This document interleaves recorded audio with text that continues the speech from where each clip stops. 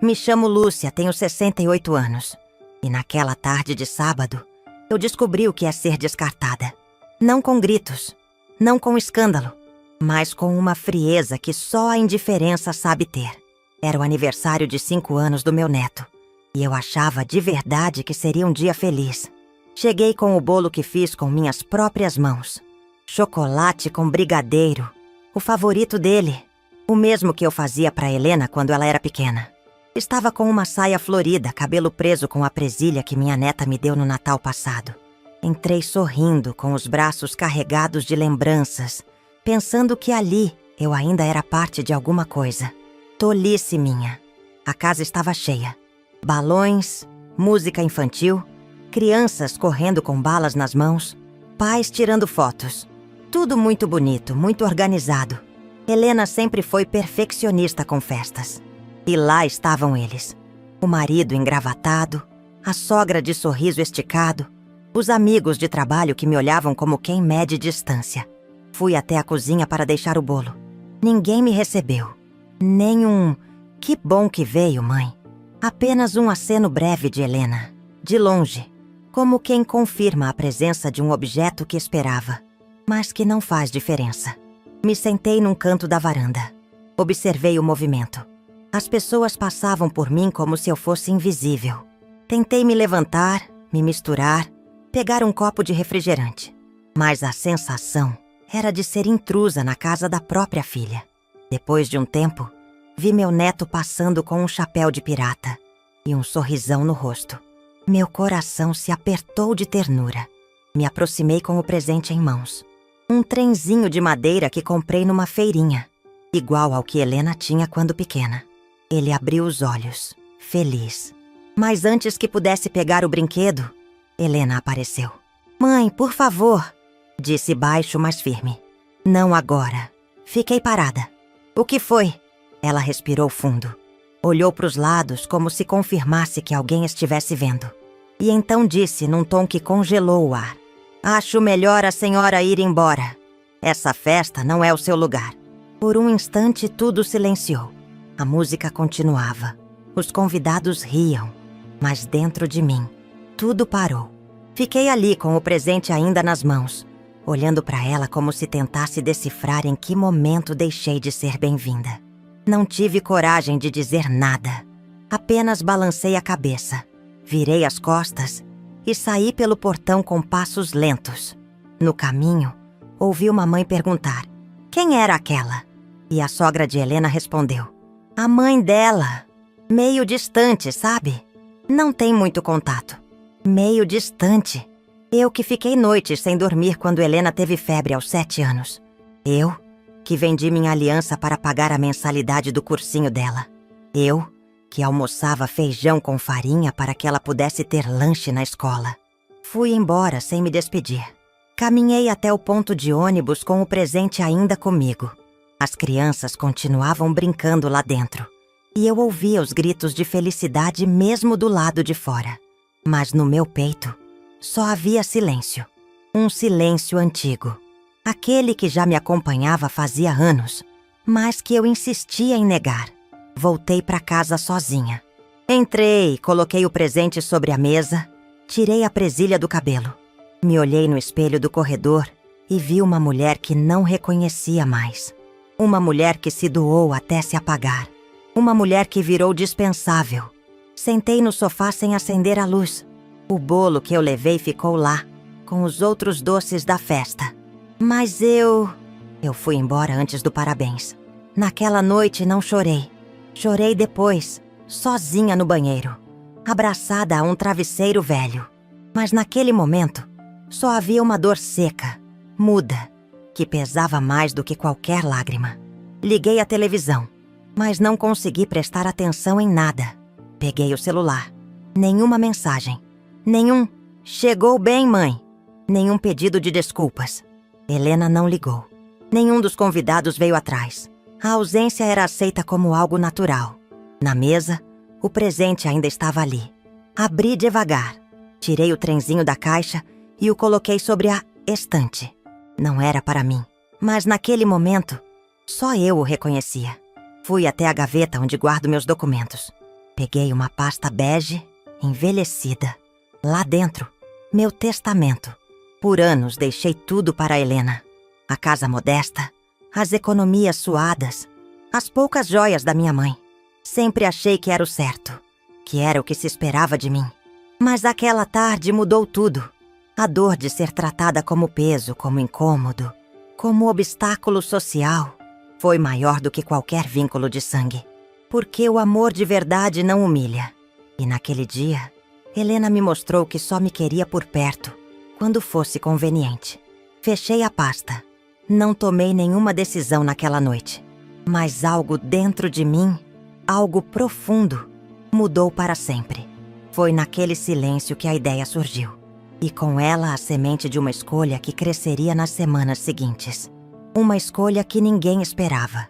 E que, quando viesse à tona, faria minha filha entender que respeito não se exige, se planta. A dor da rejeição não vem de repente. Ela se acumula devagar, como gotas d'água que escorrem por dentro da alma até encharcar tudo. Naquela noite em que voltei da festa do meu neto, sentei no sofá e comecei a lembrar dos pequenos momentos em que minha filha, Helena, me empurrava para longe, com palavras suaves, gestos sutis ou simplesmente com o silêncio. Mas o começo... o começo foi tão diferente. Helena nasceu num verão difícil. Eu tinha 22 anos, morava num cômodo emprestado e estava sozinha. O pai dela foi embora 2 meses antes do parto. Disse que não era hora e que não estava preparado para ser pai. Eu também não estava. Mas fui, sem manual, sem rede de apoio, sem descanso. Trabalhei como caixa em padaria, lavando banheiro à noite e vendendo doces por encomenda nos fins de semana. Carregava a Helena no colo com um braço, enquanto fritava coxinha com o outro. Acordava de madrugada com ela chorando e dormia com ela grudada no meu peito. Suada, faminta, frágil. Nunca reclamei. Nunca me vi como vítima. Sempre achei que amar minha filha era privilégio. Mesmo nos dias em que não havia arroz no armário, ou quando a energia era cortada por atraso. Mesmo nos dias em que cheguei a dividir um único pão entre nós duas. Helena cresceu saudável, inteligente, mas com uma sede de mundo que eu não conseguia acompanhar. Aos 13 anos começou a me achar atrasada. Tinha vergonha da minha roupa, do meu jeito, da casa pequena. Nunca me disse com todas as letras, mas eu via no olhar. Na forma como mudava o tom de voz comigo quando as amigas estavam por perto. Na pressa em sair do carro para que ninguém visse quem a levava. Tentei compensar com tudo que eu podia. Fiz bicos extras para pagar um cursinho caro. Comprei o vestido da formatura, mesmo atrasando o aluguel. E quando ela passou na faculdade, vendi minha aliança. A única lembrança que restava do pai dela, para pagar os livros. Na formatura, fui com uma roupa simples, mas com orgulho no peito. Sentei na última fileira do auditório. Quando ela subiu ao palco, gritou o nome do namorado, dos amigos. Depois me olhou. Por um segundo. Um olhar seco. Nem um aceno. Nem um sorriso. Depois disso, nossa relação virou funcional. Eu era a que levava as crianças quando precisava. A que buscava remédio quando ela não podia sair.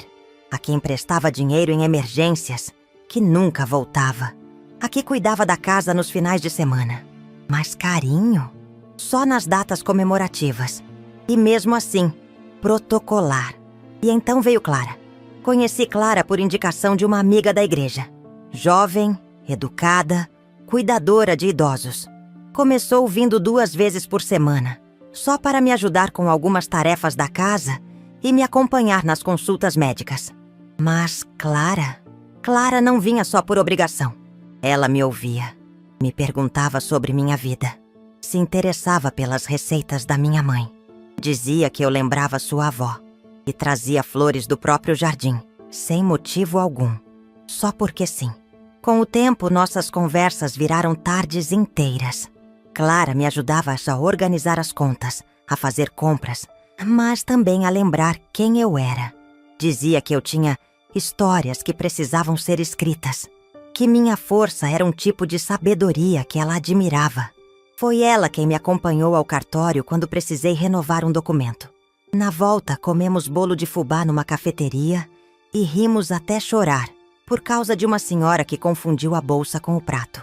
Aquilo me lembrou o que era estar viva. Enquanto isso, Helena me ligava cada vez menos. Às vezes eu me perguntava se ela não percebia o quanto estava se afastando. Outras vezes, eu sabia. Ela percebia, mas não ligava.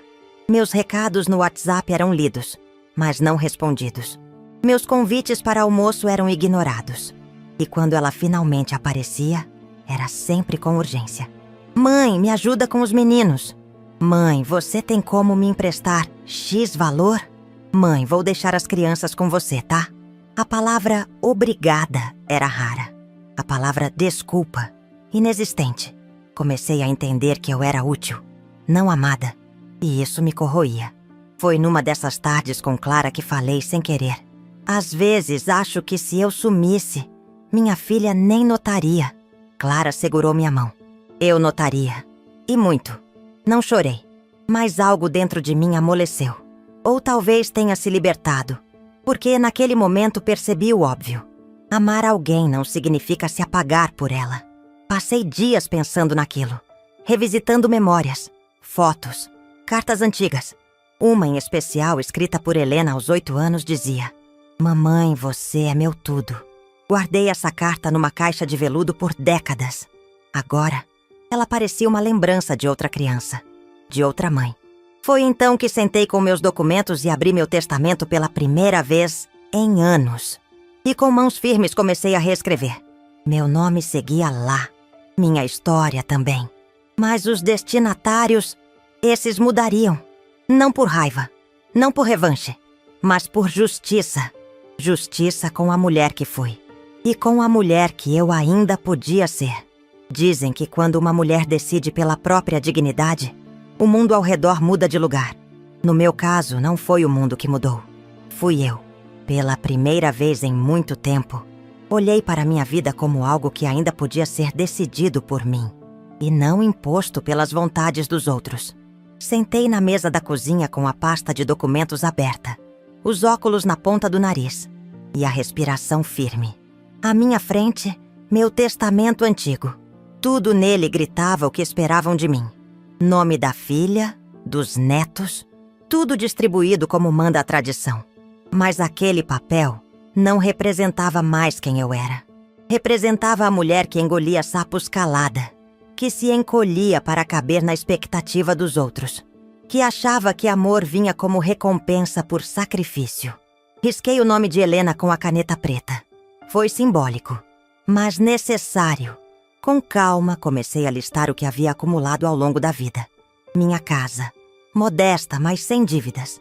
Um pequeno terreno herdado da minha tia-avó no interior, que poucos sabiam que eu havia vendido anos atrás, numa negociação discreta, mas bastante proveitosa. Investi o valor em um fundo conservador, sob orientação de um contador amigo da igreja. Nada grandioso, mas muito além do que qualquer um imaginava. Além disso, havia minhas economias. Eu sempre fui mulher de pouco luxo e muita cautela. Nunca gastei por vaidade. Nunca fui de excessos. Cada real guardado era uma forma de me proteger de um futuro que, no fundo, eu sabia que seria solitário. Mas agora, com Clara entrando na minha vida, esse futuro ganhou cor e sentido. Ela não sabia do testamento, nem desconfiava. Não fazia ideia de que as tardes em que me fazia rir, os bolos de fubá que trazia, ou os minutos de escuta silenciosa, estavam germinando uma semente dentro de mim. O tipo de vínculo que não se explica por laços de sangue, mas por escolha. Na semana seguinte fui ao cartório. A atendente me reconheceu da última vez. Dessa vez, fui sem acompanhante. Não por falta de opção, mas por querer encerrar aquele ciclo em paz comigo mesma. Esperei sentada, revendo mentalmente cada decisão. Quando me chamaram, entrei na sala do tabelião e expliquei tudo com clareza. A senhora deseja deixar a totalidade dos bens para Clara Martins, correto? Assenti com a cabeça. E sua filha? Netos? Há alguma previsão para eles? Parei por um segundo. Respirei fundo. e disse: eles não ficaram de fora por acidente. Foi por escolha. Assinei os papéis com mãos firmes. Nenhuma dúvida. Nenhuma hesitação. Saí do cartório com um envelope lacrado e um alívio que eu não sabia que podia sentir. À noite, sentei para escrever uma carta. Uma carta que acompanharia o testamento, endereçada a Helena. Porque, apesar de tudo, eu não queria partir sem explicar. Ou melhor, sem deixar que ela soubesse que eu havia tentado. Muito. Filha, não sei se essa carta chegará até você com o coração aberto, ou se será apenas mais um papel entre tantos. Mas escrevo com serenidade. Passei a vida te esperando. Esperando que você me visse. Que me chamasse para perto sem precisar. Que me incluísse por amor, não por conveniência. Esperei ser abraçada, ser ouvida, ser reconhecida. Recebi silêncio. Não deixo esta herança como vingança. Deixo como libertação. Porque amar não pode ser sinônimo de se humilhar. E envelhecer não é perder o direito de ser respeitada. Espero que um dia entenda. E que perdoe, não por mim, mas por você. Com carinho, mãe. Dobrei a carta e coloquei dentro do envelope lacrado. Pedi ao tabelião que anexasse ao testamento formal. Ele fez com gentileza, mas sem expressar surpresa. Talvez já tivesse visto muitos casos como o meu. Quando voltei para casa, Clara já estava lá. Estava limpando as janelas da sala, com um pano na mão e os cabelos presos. Quando me viu, sorriu como sempre. Um sorriso simples, mas cheio de presença. Dona Lúcia, trouxe aquele chá de camomila que a senhora gosta. Quase esfriou, mas ainda tá bom. Sentei na poltrona. Tomei o chá em silêncio, olhando ela se mover pela casa com naturalidade. Era como se ela sempre tivesse pertencido ali. De repente, falei sem pensar. Você sabia que me devolveu minha identidade? Ela parou, me olhou. Como assim? Faz tempo que ninguém me vê de verdade. Só a senhora. E eu precisava disso. Ela se sentou à minha frente, emocionada. A senhora merece ser vista, sim. E muito mais. Ficamos ali por um tempo, sem pressa, sem barulho. Apenas com o som leve da chaleira no fundo da cozinha. Era a paz que eu não lembrava mais como era. 2 dias depois, recebi uma mensagem no celular. Era de Helena. Mãe, por que você saiu daquele jeito da festa? Foi exagero. Lembrei do presente que voltei para casa segurando, do bolo que ela fingiu não ver, do olhar de desprezo na frente dos outros. Não respondi. Algumas perguntas não querem resposta. Querem controle. Escolhi o silêncio como minha resposta final. Na manhã seguinte, Clara apareceu com flores. Margaridas brancas. Minha mãe dizia que elas representavam pureza e firmeza ao mesmo tempo. Colocamos num jarro e deixamos na mesa. Achei que a senhora ia gostar. Eu amei. E amei mesmo. A delicadeza, a gentileza, a verdade contida em gestos pequenos, mas sinceros. Naquele dia tive certeza. Minha história não seria escrita onde não houvesse amor. E se meu legado fosse florescer em outro lugar, que fosse onde ele pudesse ser regado com presença. O que Helena não imaginava era que eu já havia decidido há muito tempo. Não foi por impulso, não foi vingança, foi consequência. Ela passou semanas sem falar comigo depois do aniversário do meu neto. Nenhuma mensagem, nenhum pedido de desculpas. Eu também não fui atrás. Dessa vez não fui eu quem cedeu primeiro. E, para ser sincera, foi um alívio não ter que me explicar. Sempre fui eu quem fazia isso. Clara continuou vindo 2 vezes por semana. Ela cuidava do jardim, da casa, mas principalmente de mim. Em silêncio, com gestos pequenos. Me trazia frutas frescas, remédio quando eu esquecia, paciência quando o mundo me faltava. Foi numa terça-feira chuvosa que o oficial do cartório entregou o aviso para Helena. Ela viria para Fata a abertura formal do testamento, o que ela achava que seria uma mera formalidade. Eu pedi que Clara estivesse presente, e ela topou, embora relutante. A senhora tem certeza que quer que eu vá? Me perguntou. Eu disse, você faz parte disso mais do que imagina. Na sala do cartório, eu estava sentada com minha melhor blusa, cabelo preso, batom discreto. De frente para mim, Helena, tensa. O marido ao lado com expressão fechada. Os dois nem olharam na minha direção quando entraram. Senti o gelo. Já não me feriu. O tabelião foi direto ao ponto. Leu o testamento com calma. Cada cláusula. A casa ficou para Clara. O valor aplicado no fundo. Para ela também. As joias da minha mãe, Clara vai guardar como memória. Ela sempre admirou aquele colar, mas nunca teve coragem de tocar. E as economias que eu juntei por anos. Um valor reservado para que ela termine os estudos e abra um pequeno espaço de acolhimento para idosos. Um sonho que ela mesma compartilhou comigo certa tarde, achando que eu não levava a sério. Helena ficou em silêncio o tempo todo, rígida, nem pestanejou. Mas quando o tabelião entregou a carta que escrevi a ela, os olhos dela vacilaram. Ela não quis ler na hora. Colocou o envelope na bolsa como quem esconde algo que pesa mais do que esperava carregar. Não falou comigo. Levantou e foi embora. Mas eu vi o que ninguém mais viu. O susto que ela levou por dentro. Não por perder os bens, mas por não ter esperado que eu tivesse coragem. E eu tive. Na volta para casa, Clara me segurou pelo braço e disse: "A senhora foi firme e foi justa." Assenti. Eu não precisava de consolo. Só precisava de verdade. E eu vivi anos demais sem ela. Nos dias seguintes, Helena me mandou uma única mensagem. "Você fez isso por mágoa?" Eu li e respondi. Respirei fundo. "Não, eu fiz por respeito. O mesmo que me faltou." Ela não respondeu mais. Mas ontem passou em frente à minha casa. Eu vi pela janela. Parou, olhou para dentro. Clara estava regando as plantas. Helena hesitou, mas não entrou. E tudo bem. Eu também não estou mais na porta, esperando. A vida segue aqui.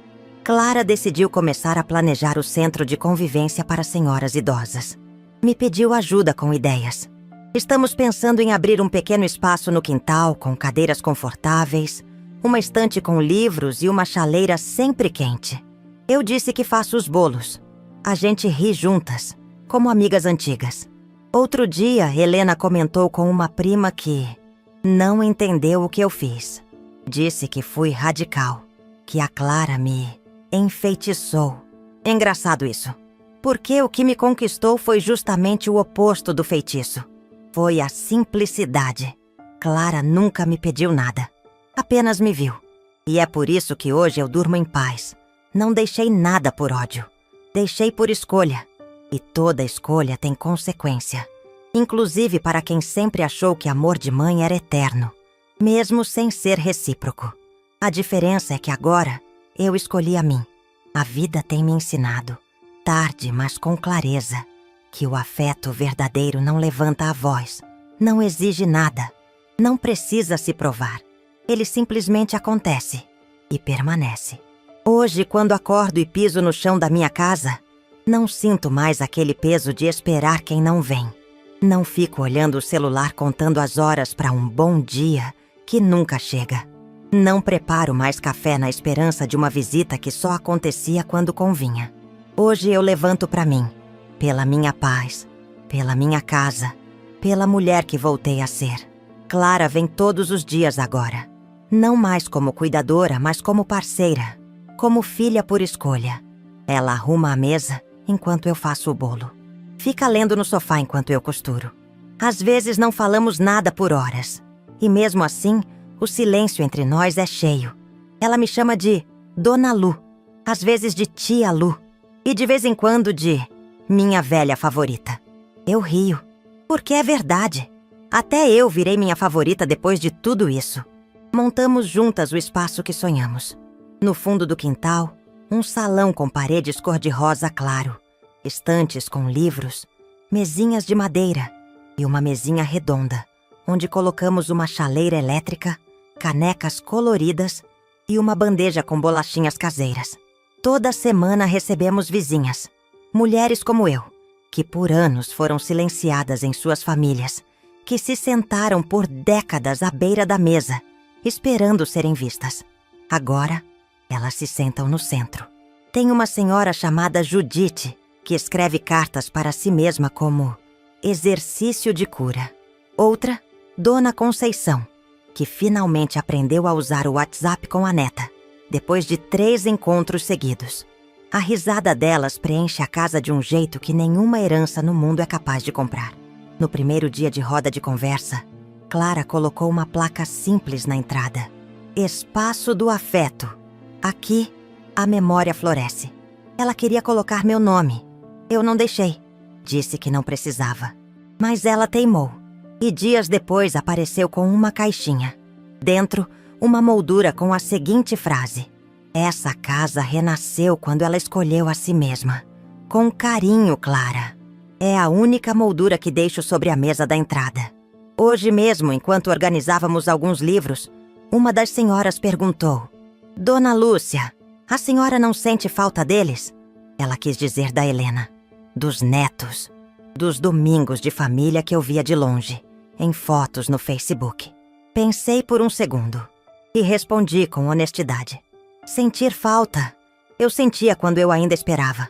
Agora, eu só lembro. E lembrar é diferente de doer. Elas ficaram em silêncio. Depois uma começou a chorar. Outra me abraçou. Não sei explicar. Era como se ali, naquele instante, todas nós tivéssemos entendido que o amor que não se oferece, a gente não precisa mais implorar. Algumas semanas atrás, Helena passou de novo pela frente da minha casa. Estava com o carro devagar, os vidros fechados. Clara viu, me contou. Ela não desceu, não tocou a campainha, mas estacionou por alguns minutos. Ficou ali parada. Talvez tenha vindo ver se eu ainda estava de pé. E estou, de pé, inteira. Não abri o portão, não por mágoa, porque não guardo mais isso, mas porque agora sei que quem quer entrar, bate. E quem bate, entra com respeito. Se um dia ela vier, que venha pelo que sou, não pelo que deixei. E que saiba que aqui não se vive mais de aparência, de obrigação ou de nome em testamento. Aqui se vive de presença, de verdade, de cuidado mútuo. À noite sento no quintal com uma manta nas pernas e um chá na mão. Olho as margaridas crescendo firmes perto da cerca. Lembro da minha mãe dizendo: flor que cresce sozinha tem mais raiz. E penso, fui essa flor por muito tempo. Mas agora, pela primeira vez, sou jardim. E se alguém me perguntar como é que se chega até aqui, até esse lugar de paz, depois de uma vida inteira tentando ser aceita, eu vou dizer o seguinte: é quando a gente para de tentar provar que merece amor e começa a se dar o amor que ninguém nunca soube oferecer.